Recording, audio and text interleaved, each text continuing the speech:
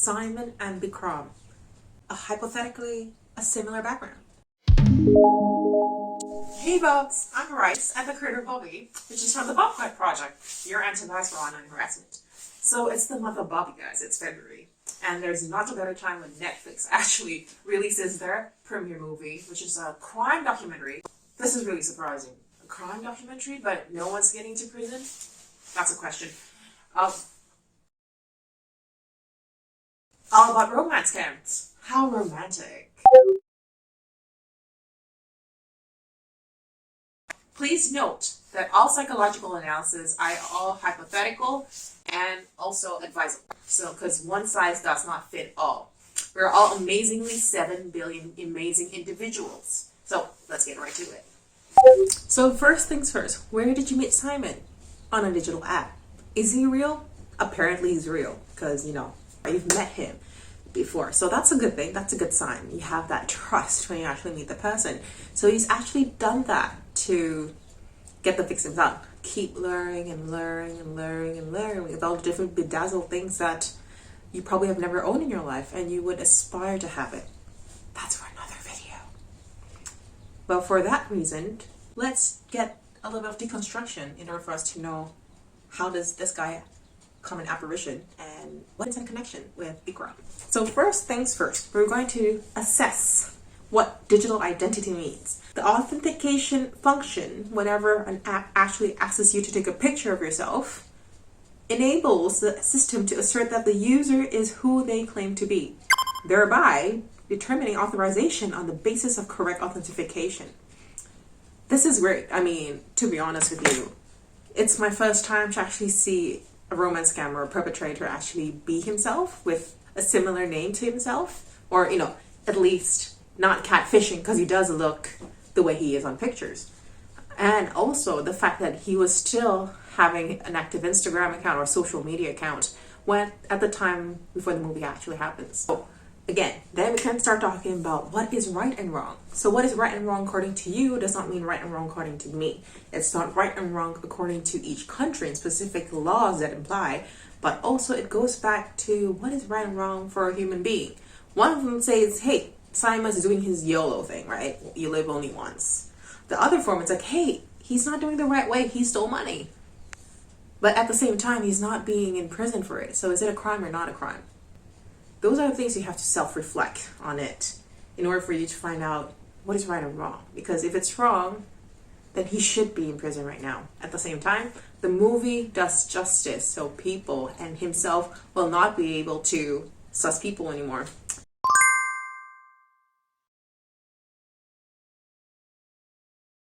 Right, so in terms of Simon as this figure of a trickster, and a very intelligent and successful trickster at that, maxes himself in the archetype of the lover.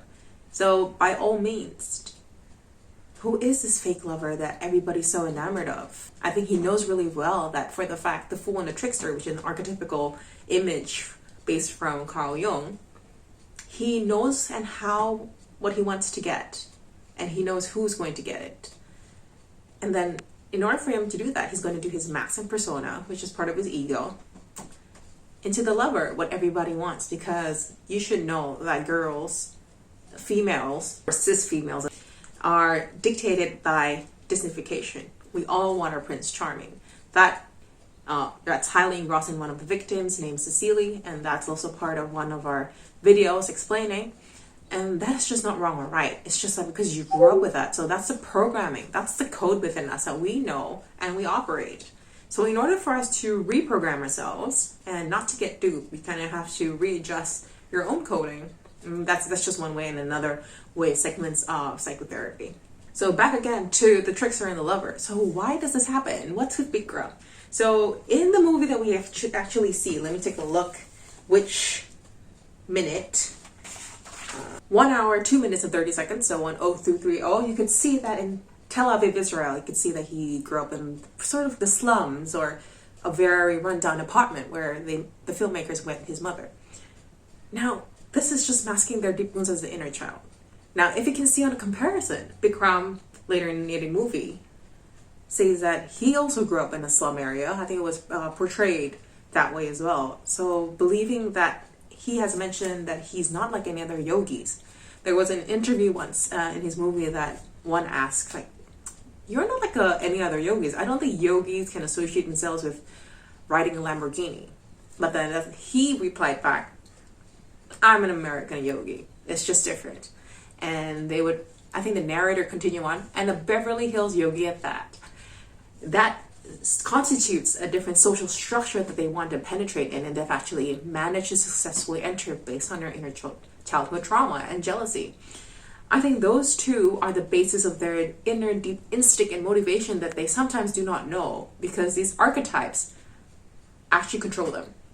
That's just one Jungian hypothesis. The fact that they are so enamored and so jealous when they're really young, and they probably hated themselves to be grown up in such an area or a poor family, and they would say, I will be able to be successful and get all the things that I want in life in richness with my responsibility or not my responsibility. So it's interesting that Bikram obviously creates his own empire and he works hard for it. And people actually liked it. It actually worked for himself. But then he used it for sexual harassment and slandering because he's a guru. These things happen spiritual bypassing, especially in Indonesia, when there's a lot of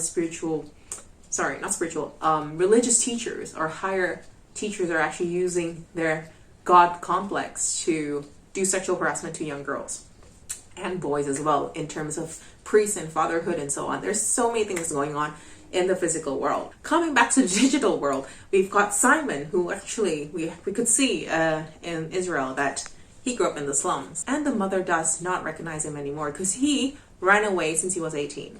So they ran away from home to reinvent themselves, to create this persona, the persona they grew up, they want to be, and they want to aspire to be.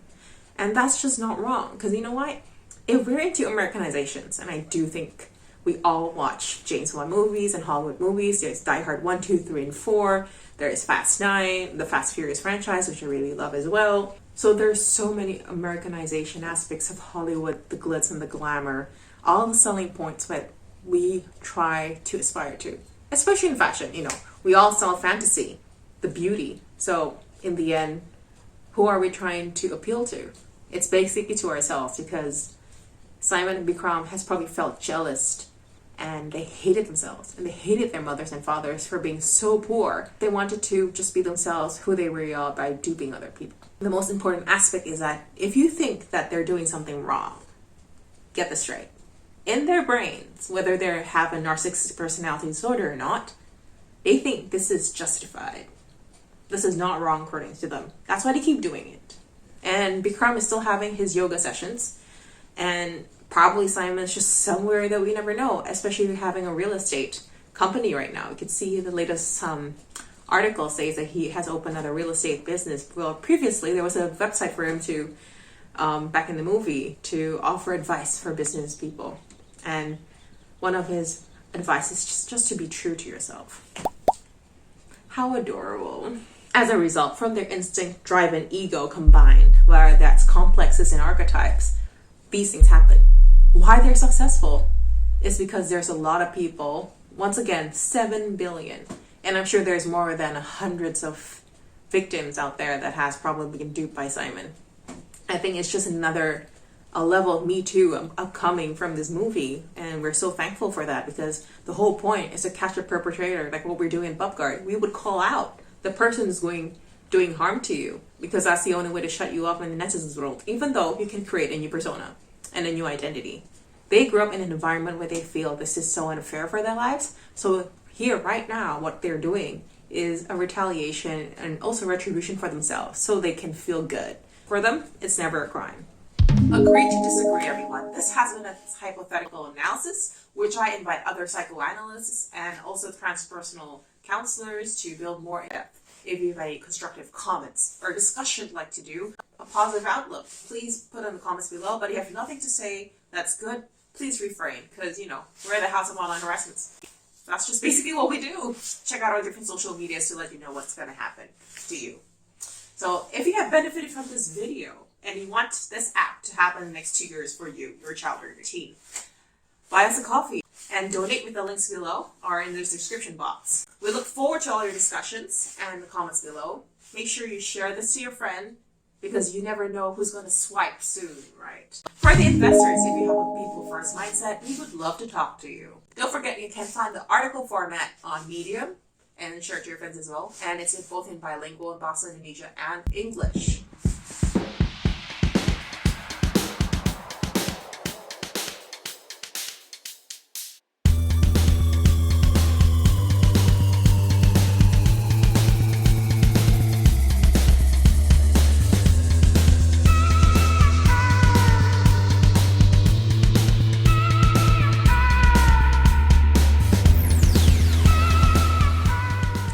Oh, do you have a question? Well, if you do have a question, contact us below. Put it in the comments, and Bubby has a lot of friends that can actually help you answer your questions. See you in the comments.